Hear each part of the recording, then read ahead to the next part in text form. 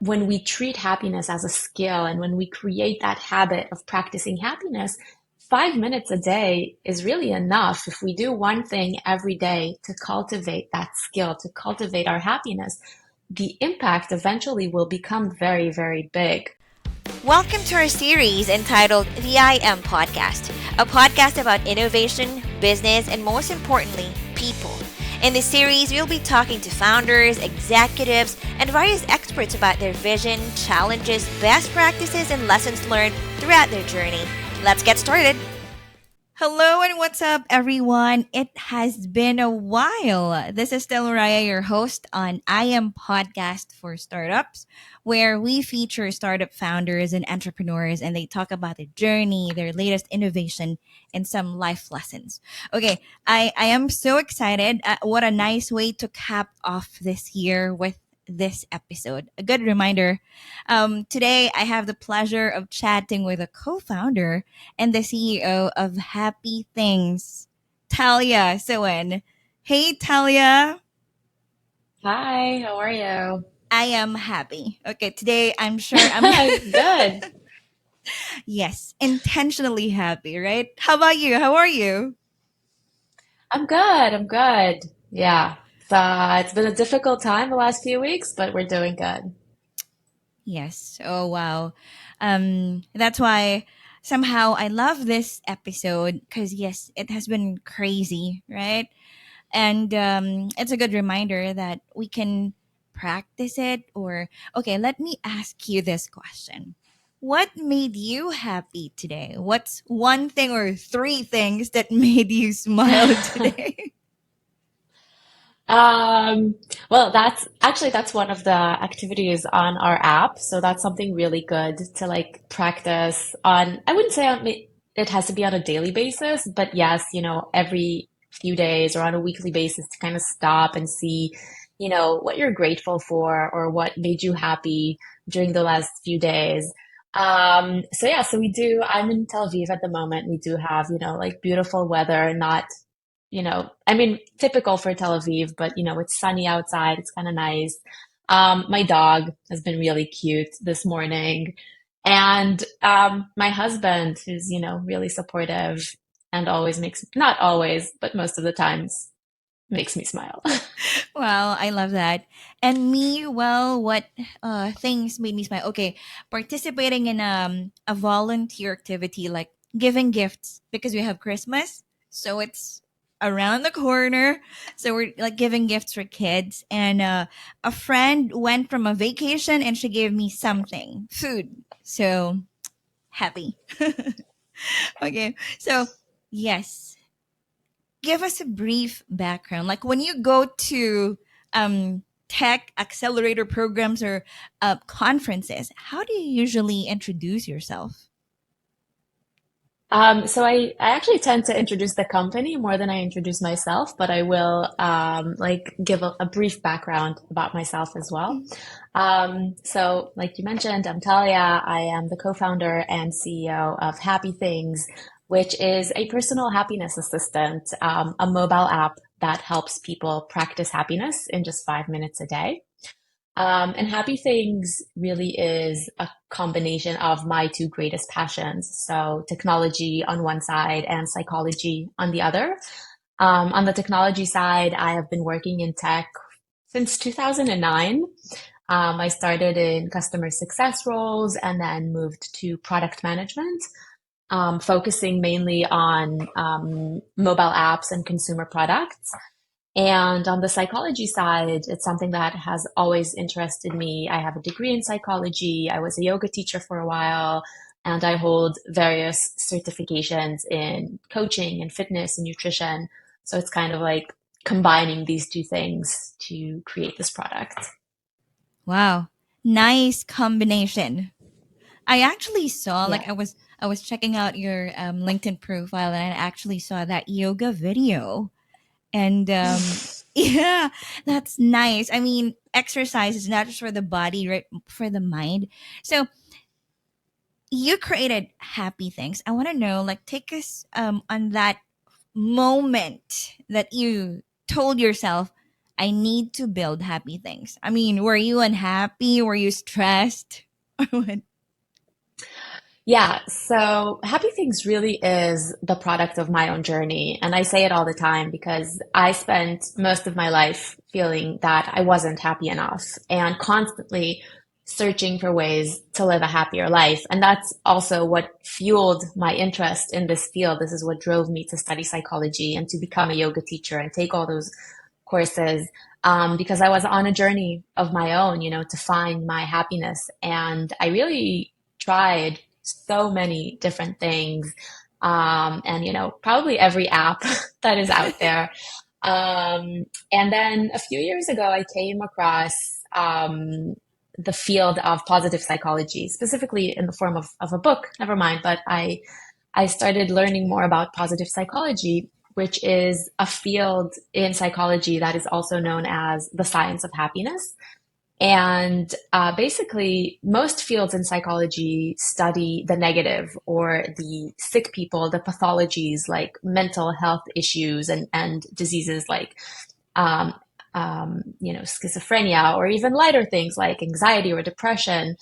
And positive psychology focuses on the good, on the people who are happy, the people who are successful, the people who are flourishing, and tries to understand what can we learn from these people that we can then apply to the general population and help the general population live a happier life.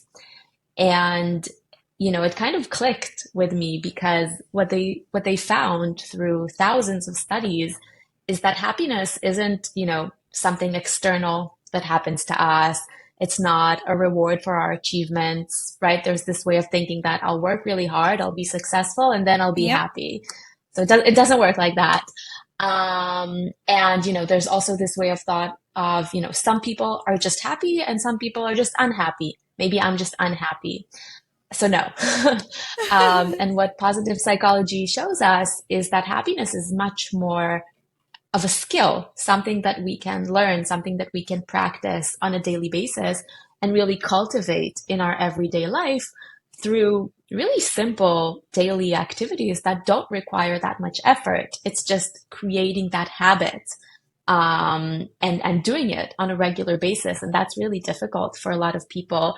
And that's what I found. Like I found this whole concept, this whole field of positive psychology. And I was so excited. I was like, okay, so I'll just do this and this and this. And again, very simple things.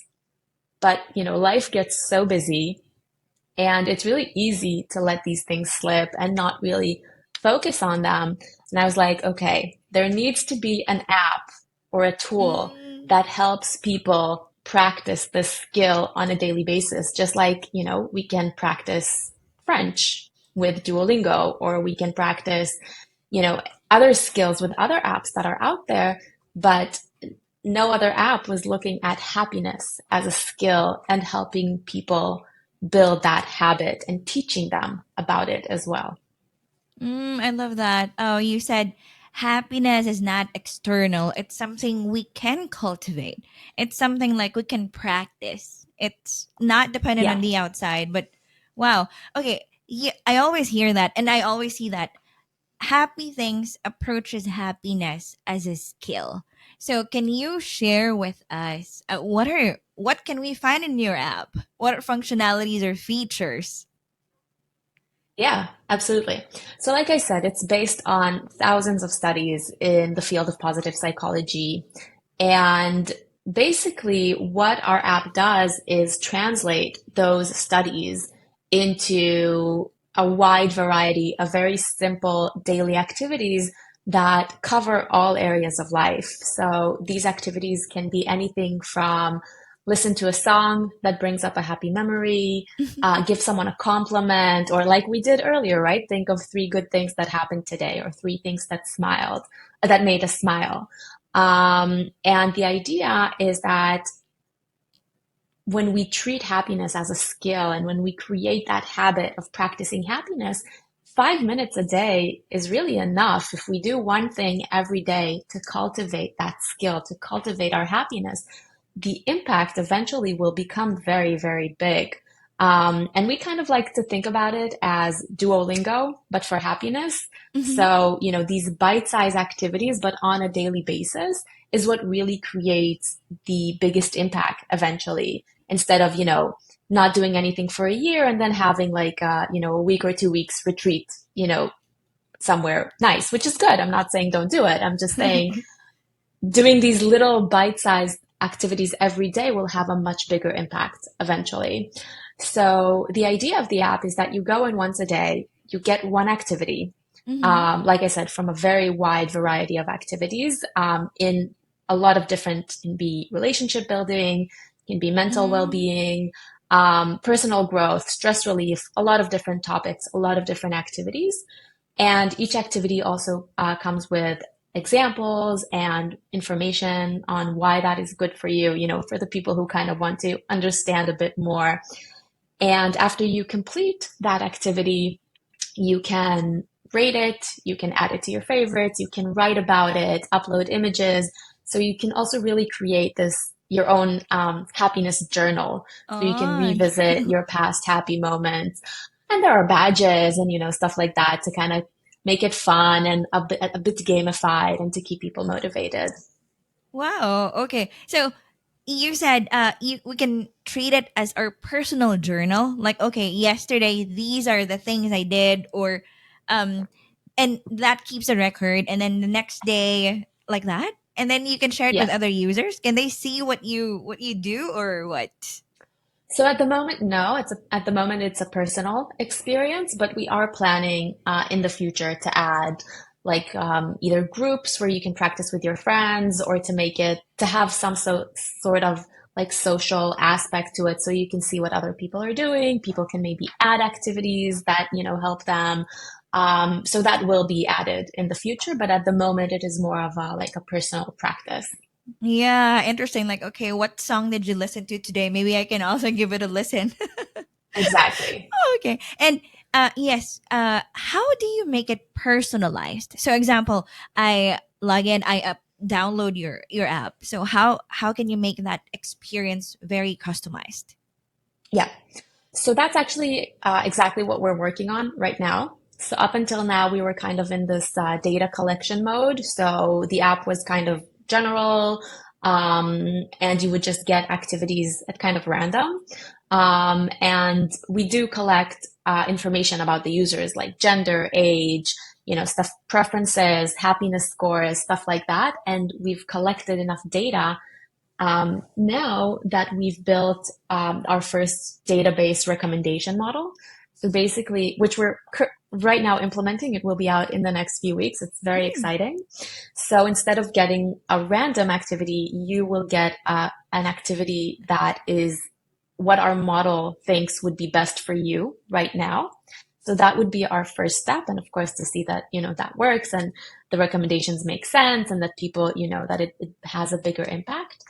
And then on top of that, what we're planning to do is to also start integrating with a lot of different data sources like wearable devices, sleep tracking apps, the health kit on your Mm. phone, stuff like that, to collect a lot of different information. Like, if we can know where you are and what weather it is, today. So for me, it will say, hey, it's a beautiful day outside. Take your coffee break outside.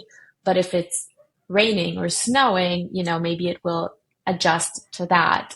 If we know how you've been sleeping, if we know your level of physical activity, if we know, things about women for hormonal levels, stuff like that, we'll be able to create really personalized happiness plans.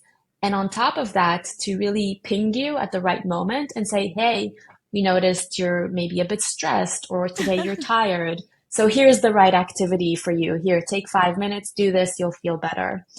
So that's where we're aiming to be. Wow, I love that. Like, there's really a personal happiness assistant. Exactly. Exactly. That's, how we define ourselves as a personal happiness assistant. And the goal is to really have this companion that kind of goes through life with you and changes as you change. So, on some days you're feeling down, on some days you're feeling better. Some years will be, months or years or periods of your life will be more difficult, some will be better. It doesn't make sense to give you the same experience every day. Yeah, I love that. Yes, yes. And yeah, as women, right? Yeah, you're right. We undergo a lot of different stuff, period Yeah, pains, emotional stuff, everything. I wonder, absolutely. um, so before it was for the general public, but now it's like specialized for women. So that's where we're starting to head with the Mm-hmm. app because there are a few things that we've noticed that kind of steered us in that direction. One is the fact that about 85% of our users are women. Mm. So it makes sense to look at what women need because they're the majority of our users. And when we started looking at different personalization factors for women, like you said, hormones and what we go through every day or through different, changes of our lives, we can't ignore that. We can't disregard it. It has such a big impact on our bodies and on our mental health as well. So it became something that we realized had such a big impact and we have to address it. On top of that, we're a team of women, so we experience all All women that, team. Oh, At the moment, we're interviewing some men to join, but yeah, we're all we're right. two female founders, and all of our advisors are currently women. So it's really something that we experience, for ourselves, and we understand that generic solutions just simply aren't good enough because they don't address the unique needs of women and how, our bodies and what we go through on a physical level also impacts our emotions and our mood and our mental well-being. Um, and on top of that, there seems to be a growing need and a growing interest. So if looking at trends of what women are looking at on TikTok, for example, so Mm. if you're going and you're looking at, women's wellness or cycle syncing or hormonal imbalance, things like that, the trends are insane. They're just going up over the last few years. So women are constantly searching for ways to learn more about their bodies and improve their well-being. But on the other side, only 4% of funding is directed to women-focused solutions in the sphere of like behavioral and mental well-being tools. So there's really a very big gap in the market. And obviously it's something that we are very passionate about as well. So it's just like the perfect storm. It was just, okay, this is what we need to focus on right now. Mm. Okay, I love that. Like, women are more into their well-being, but do you know or do you have any data like before 15% men, right? 85% women, how do they interact with your app? I mean, do they always love listening to songs, or do you see any trend? So we haven't actually, well, not recently anyway, looked at the differences between the men and the women. There are differences, especially in what they mark in the beginning as their goals. Because when you sign up for the app, you can say what's important to you. So we have a few things, which are improving mood, reducing stress and anxiety, improving relationships, improving self-esteem, and coping better with negative events. So it's really interesting to see how different population groups rate those things. And, things like improved self-esteem are categorically higher among women. But then also when you look at different age groups, it's really interesting to see how the different age groups rate these different goals. So for example, with our younger groups like teenagers and, 20, 25, improving self-esteem is usually rated higher than the older age groups. But things like improving relationships would be higher in the 25 to 40 age group. So it's really interesting to see how the different demographics and the different age groups um, have different goals coming into the app. Wow, yes. So that's very interesting. And right now, how many users are there? So we made the switch from like an open beta to a paid subscription model last year. We've reached over 1,200 paying users in this time period. Most of our users are, of course, in the United States, which is our target market. Like I said, 85% women Mm, in all age groups. all age groups. Okay. So, all you women out there, so download this app and participate. Your insights are Men can valuable. still use it. Men can still use it. They should. They should. Just when, moving forward, for women, there would be different types of personalized activities. Oh yeah. Okay. So, what are okay? You said only 4% funding like that. Yeah. This is obviously a challenge. So, how are you dealing with this? So in general, when thinking about like the challenges that we face as a startup, um, we're in a kind of situation where there's a lot of market education that is still required. And especially, when talking about something like happiness, some people, even have problem with the premise that happiness is a skill that can be learned and can be practiced. So a lot of times, the conversation becomes like a somewhat philosophical discussion about what is happiness. And, that's a challenge, obviously, because if you have a startup that is, helping companies increase their sales or something like that, no one challenges your premise. No one challenges the fact that it is something that you can solve.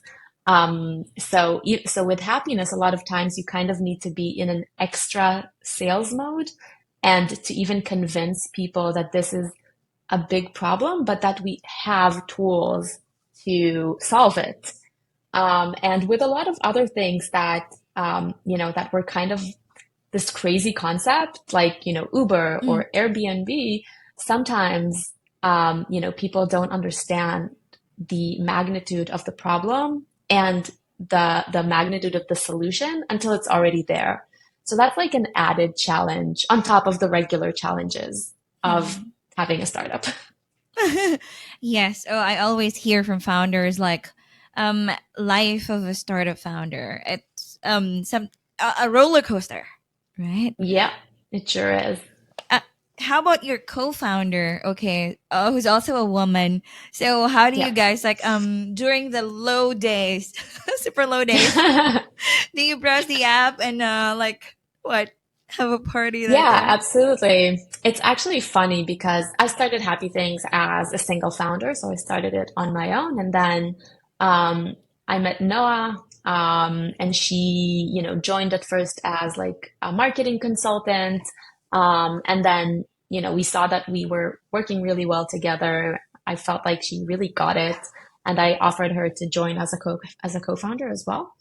And Noah actually comes from the exact like opposite perspective that I have or I had, of, searching for ways to improve your happiness and exploring it and being on this journey.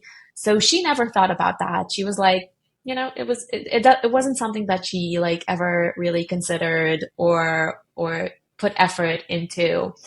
And for her, joining Happy Things was really about the challenge of how can we make happiness something that is accessible, like a teachable concept? How can we reach millions of people in the world with something that is kind of groundbreaking, right? You can practice happiness as a skill.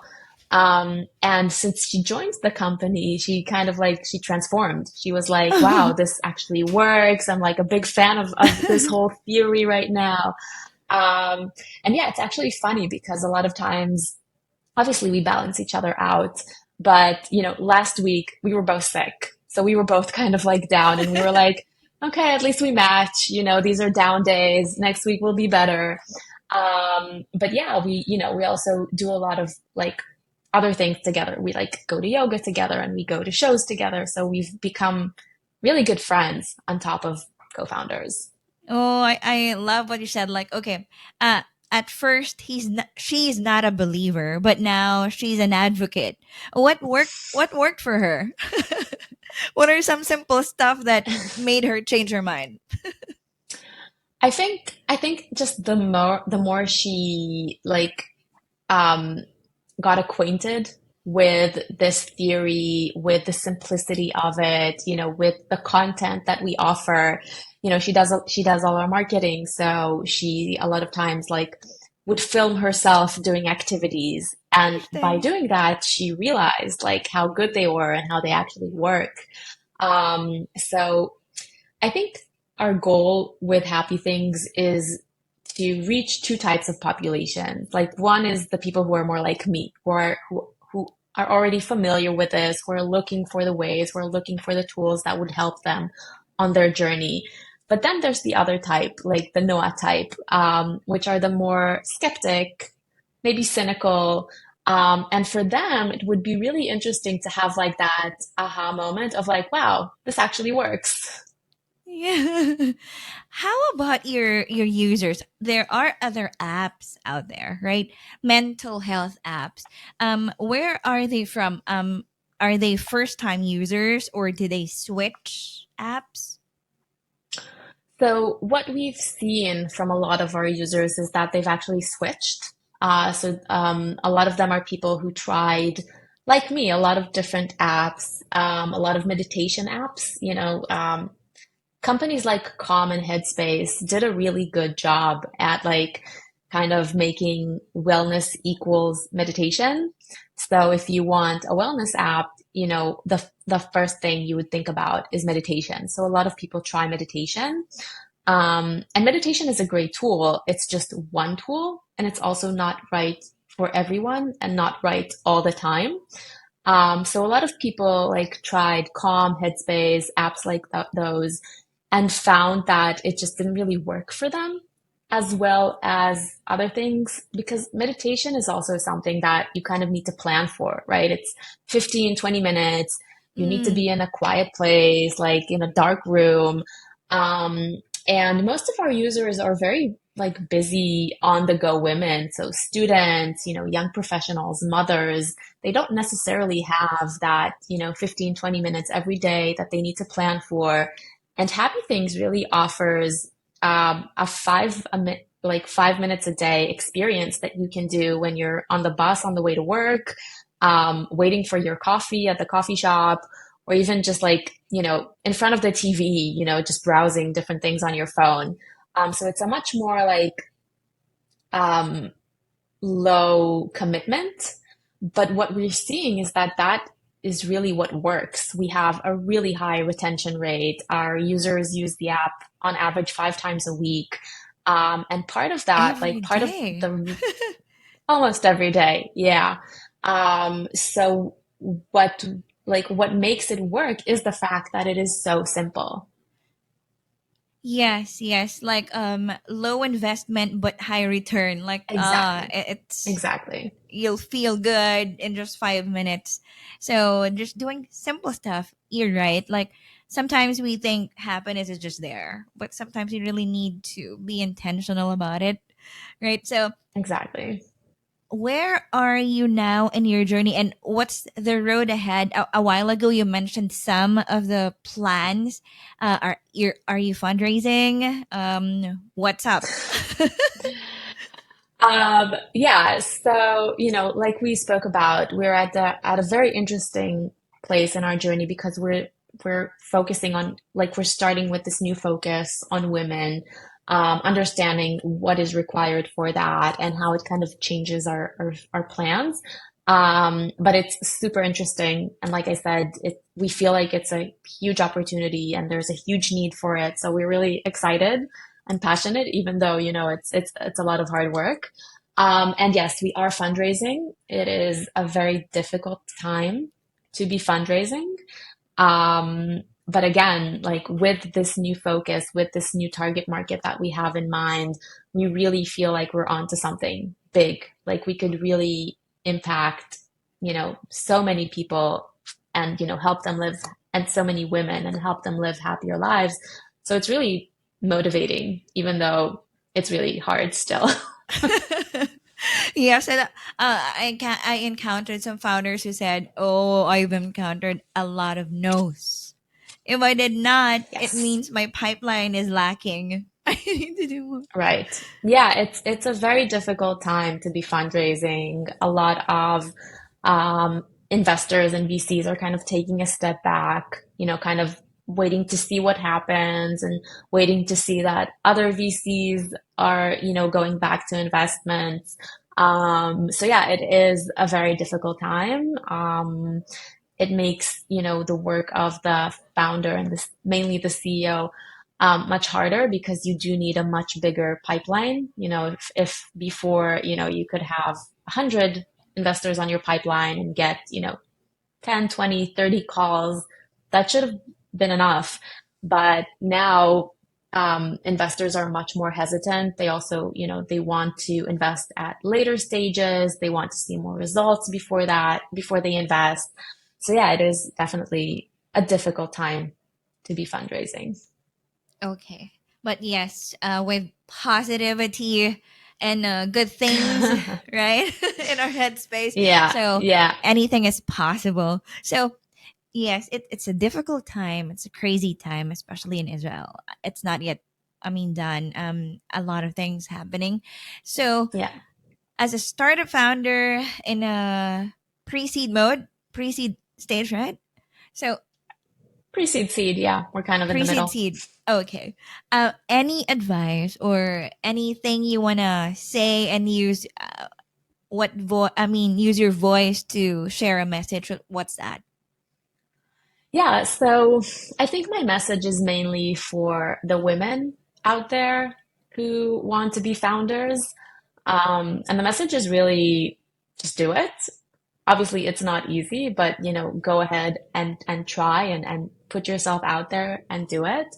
I've wanted to start my own company since I was 12, and it took me about 20 years to actually step out of my comfort zone and actually do it. And women in general tend to take less risks and feel less confident about like taking that step and starting their own companies, a lot of imposter syndrome and all that. But studies actually show that companies that are run by women actually perform better. And that's Mm. true for any diverse team. So we really need more diverse founders. We need their different voices and their different ideas and their different perspectives because eventually that's what really drives change. Um, and, on a personal note, for me, this journey really has been like no other. Like what I've learned in the last few years as a startup founder, no other job would have taught me.